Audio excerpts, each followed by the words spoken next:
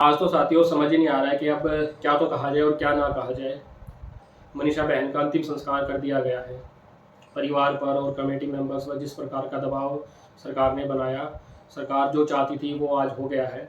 और रहा सा आज इस तरीके से इस केस को पहले ही दिन से लगातार दबाने की और घुमाने की कोशिश की जा रही थी, वो इस प्रकार से थी कि शुरू में इन्होंने एक रिपोर्ट बना के दी पोस्टमार्टम की, फिर उसके ऊपर लोगों ने शंका की तो फिर दूसरी रिपोर्ट बना करके दी। उसके ऊपर भी जब लोगों का विश्वास नहीं हुआ तो इन्होंने सामने ला करके सुसाइड नोट रख दिया।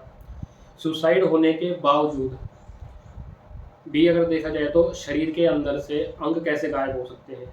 एक व्यक्ति, एक लड़की पेस्टिसाइड पीने के बाद अपना गला कैसे काट लेती, और अगर उसने पहले गला काटा था तो उसने पेस्टिसाइड कैसे पी लिया, और उसने ये दोनों भी किसी तरीके से कर लिए तो उसके अंदर के शरीर के अंदर के जो अंग थे, उसकी बच्चेदानी जैसा महत्वपूर्ण अंग, वो भी शरीर से गायब है। और अब कहा जा रहा है कि उसकी लाश को कुत्ते जो है ना, कुत्तों का झुंड नोच रहा था।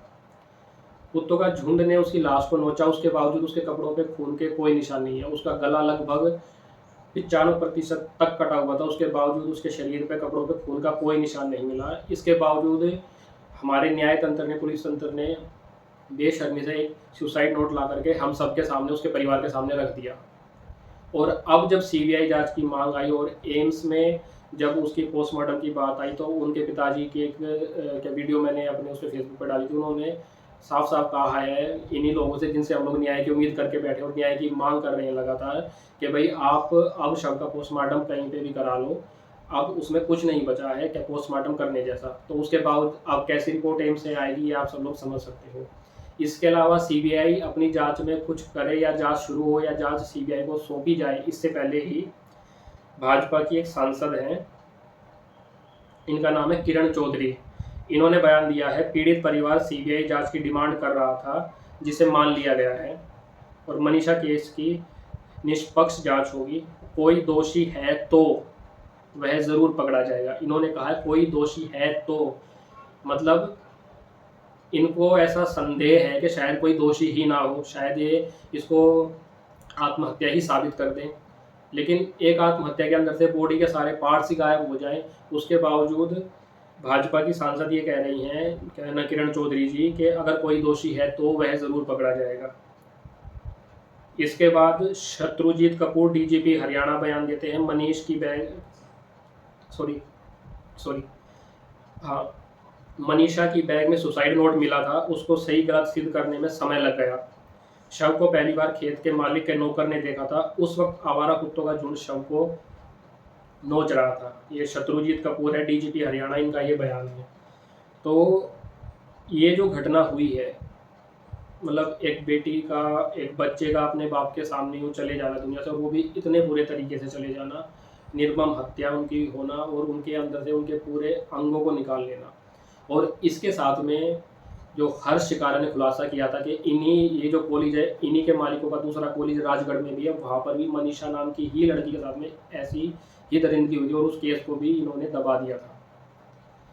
तो न्याय की मांग करने के लिए इतने लोग वहाँ पे थे, सब ने लगभग एक जैसा ही बयान दिया कि आत्मा रो रही है, आत्मा टूट चुकी है, आत्मा ने अपनी ताकत पूरी खो दी है लड़ने की और न्याय मांगने की। और ये तंत्र भरोसे के लायक हालांकि पहले भी कभी नहीं था और अब तो बिल्कुल भी नहीं रहा है, जहाँ पर सरकार ही, हमारा न्याय तंत्र और पुलिस बार बार दबाव में आकर के चीज़ों को बदल रहे हैं और लोगों को न्याय दिलाने की बजाय वो लगातार लोगों को थ्रेट करते रहते हैं, धमकी देते रहते हैं। लगातार किसी भी प्रकार का आंदोलन हो या धरना प्रदर्शन हो, पुलिस उसे हमेशा सिर्फ और सिर्फ तोड़ने की कोशिश करती है और कहा जाता है कि वो जनता के लिए है, जनता की सेवा के लिए। हालांकि है इसका पॉजिटिव, वो अपने आकाओं की सेवा के लिए ही बनी है।